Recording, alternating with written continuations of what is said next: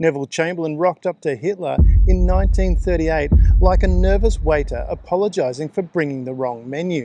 Sorry to bother you, Mr. Führer, but would it be awfully inconvenient if we didn't let you have Czechoslovakia? And you're probably doing the same thing every week. Every sorry to bother you. Every I know this is a big ask.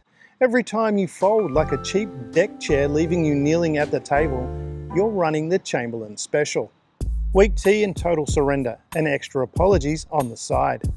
Now, of course, you're not negotiating with a moustache-wearing Austrian maniac, but you're using the same limp apologetic frame.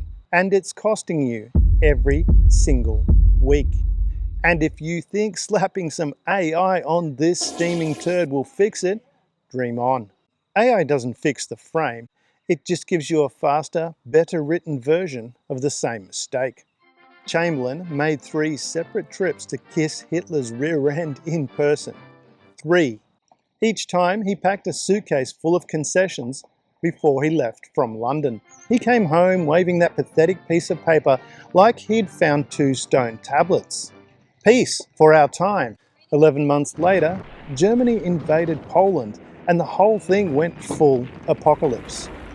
Chamberlain died 14 months after that, probably still muttering, "But I was so reasonable," while the war he'd flown to Munich to prevent had only just started killing millions. Here's what actually happened. In 1938, Hitler wanted the Sudetenland. Chamberlain had already decided, before he even got on the plane, that Britain wasn't going to war over it. He didn't negotiate. He arrived pre-surrendered, like a man walking into a boxing ring wearing a white flag as a dressing gown and apologising for having a spine. He softened everything, qualified everything, turned up looking sorry that he even had a position at all. Hitler smelt the weakness from 3 countries away. It was like Chief Brody shoveling chum into the water for Jaws, a shark with serious anger issues. Chamberlain's private diaries from 1939 read like the confessions of a man who thought he'd done a cracking job at statesmanship.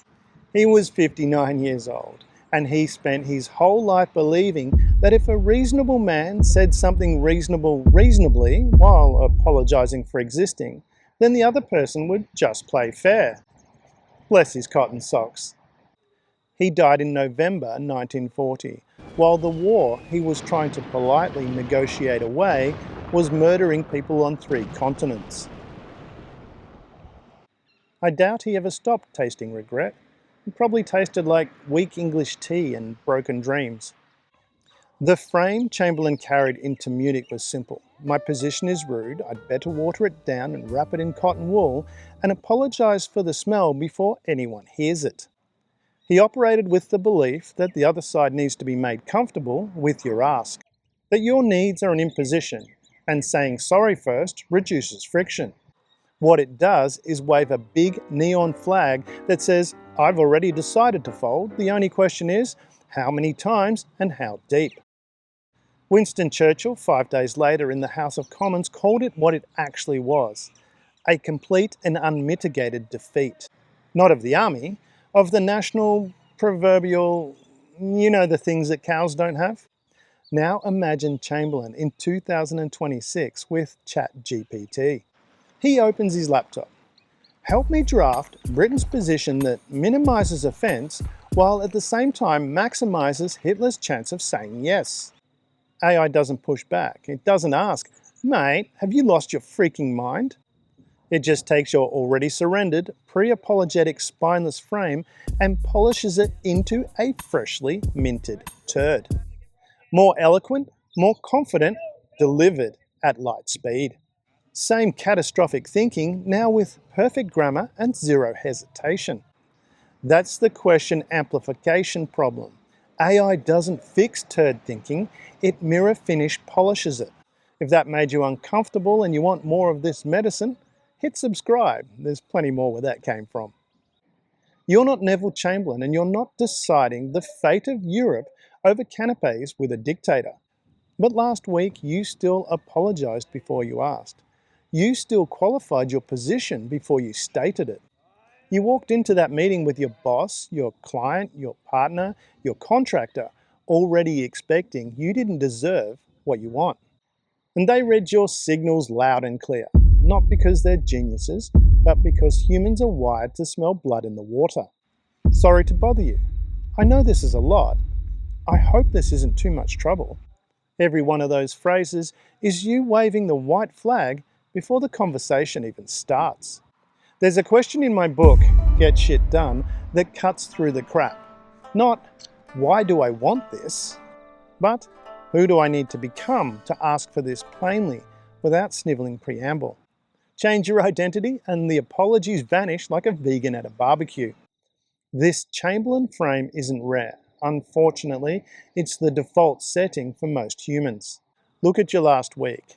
In the negotiation, the email, the difficult conversation, what did you actually stick in front of the actual ask?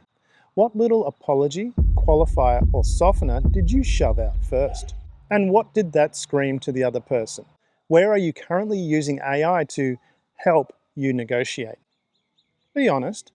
Are you asking it for clarity and strength? Or the most eloquent way to sound like a polite doormat? What would you ask for it? How would you ask for it? If you hadn't already decided that you needed a high-priced lawyer to back you up.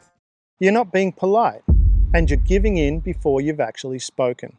I'm Damien Andrews, and I'm here at the Tyres Anzac Memorial. These names, they're not a metaphor, they're an invoice. The bill arrived 11 months after Chamberlain waved that piece of paper and claimed peace for our time. This is what polite weakness eventually costs when the other side doesn't give a shit about your feelings. And remember, the quality of thinking you bring to AI determines everything.